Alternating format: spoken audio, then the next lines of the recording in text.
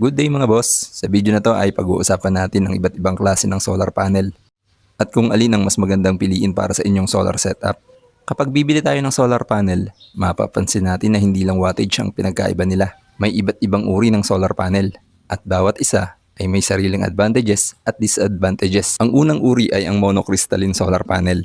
Ito ang pinaka-efficient sa tatlo. Madali itong makilala dahil sa kulay itim ang mga solar cells nito. Mas mataas ang efficiency kaya mas maraming kuryente ang nalilikha kahit limitado lang ang espasyo. Mas maganda rin ang performance nito kapag maulap o mahina ang sikat ng araw. Ngunit ito rin ang karaniwang may mas mataas na presyo. Ang pangalawang uri ay ang polycrystalline solar panel. Kulay blue naman ang mga cells nito. Mas mura ito kumpara sa monocrystalline. Ngunit bahagyang mas mababa ang efficiency. Kung maluwag naman ang inyong bubong o lugar na paglalagyan ng solar panel, magandang pagpipilian pa rin ito dahil mas abot kaya ang presyo. Ang pangatlong uri naman ay ang thin film solar panel. Ito ang pinakamanipis at pinakamagaan sa tatlo. Flexible ang ibang modelo kaya pwedeng ikabit sa mga curve o hindi patag na surface. Ngunit mas mababa ang efficiency nito kaya kailangan ng mas malaking espasyo upang makagawa ng parehong dami ng kuryente. Ngayon, alin ang dapat piliin? Kung maliit lang ang inyong bubong at gusto nyo ng pinakamataas na performance, piliin ang monocrystalline solar panel. Kung nais nyo namang makatipid at malaki ang available na espasyo, magandang option ang polycrystalline solar panel. At kung special ang inyong application tulad ng portable solar o flexible installation, maaaring piliin ang thin film solar panel.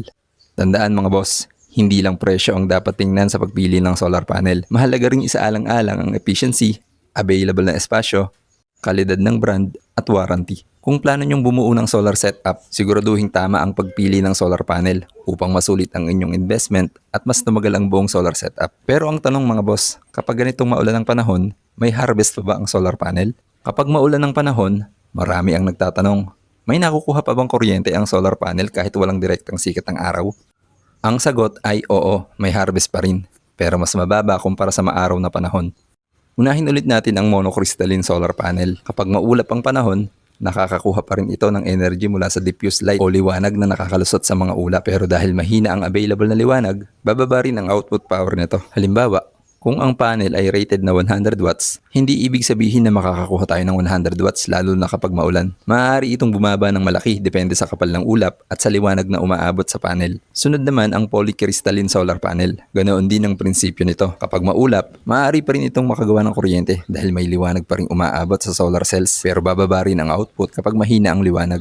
At ang pangatlo ay ang thin film solar panel. Isa sa mga advantage ng ilang thin film technologies ay maganda pa rin ang performance nila sa low light at diffuse light conditions. Pero hindi ibig sabihin na mas malakas na agad ito kaysa sa ibang panel kapag maulan. Depende pa rin sa actual na technology, quality at condition ng panel. Kaya kung tatanungin nyo kung alin sa tatlo ang may harvest kapag maulan, ang sagot ay lahat ng tatlo ay maaaring magkaroon ng output basta may sapat na liwanag. Pero tandaan, maulan doesn't mean zero output at hindi rin ibig sabihin na pareho ang harvest kapag maaraw. Kapag makapalang ulap at madilim ang paligid, maaaring bumaba ng malaki ang output. Kapag sobrang dilim naman, napakaliit na ng energy na makukuha ng panel. May isa pang mahalagang bagay na dapat tandaan. Ang wattage na nakalagay sa solar panel ay maximum rated power na karaniwang sinusukat sa standard test conditions. Hindi ito guaranteed na output sa lahat ng oras.